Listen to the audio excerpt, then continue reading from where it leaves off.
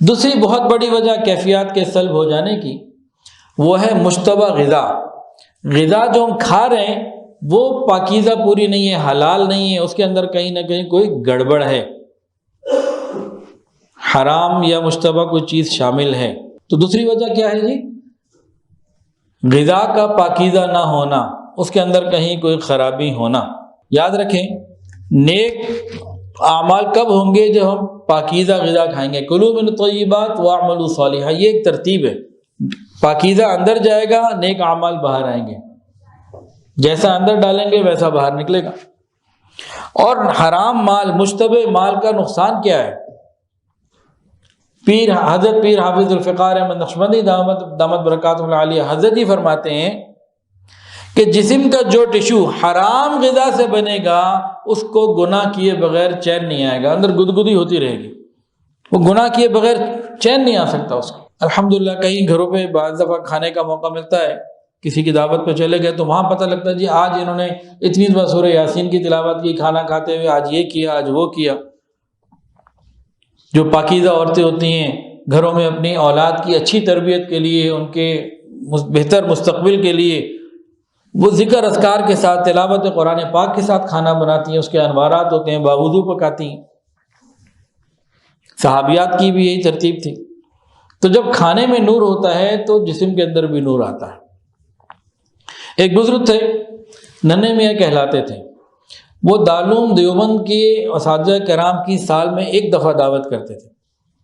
Economically بڑے کمزور تھے، غریب تھے، اور گھاس بیچ کے وہ سیل کرتے تھے، اس سے کچھ پیسے آتے تھے. سال میں ایک دفعہ دعوت کرتے تھے.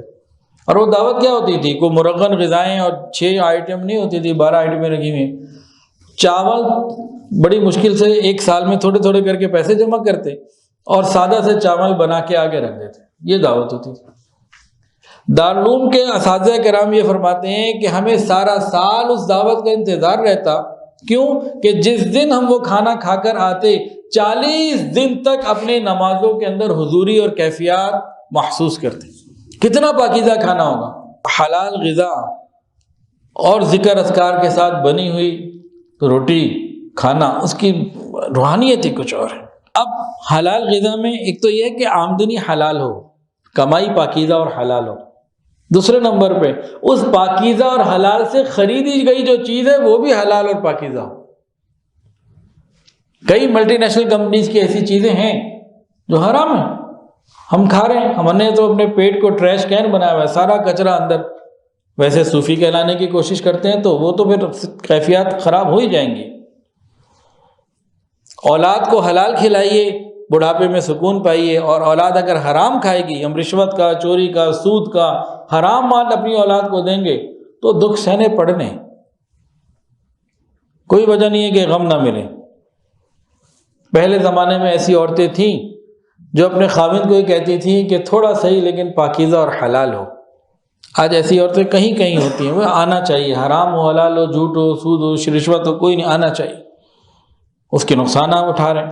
تو 2 باتیں ہو گئی جی کیفیات سلب ہونے کی وجوہات میں سے. پہلی بات ناجنس کی صحبت، اور دوسری بات جو ہم کھا رہے ہیں اس پہ غور کرنے کی ضرورت ہے کہ حرام تو نہیں ہے، مشتبہ تو نہیں ہے. تو محتاط رہنا چاہیے.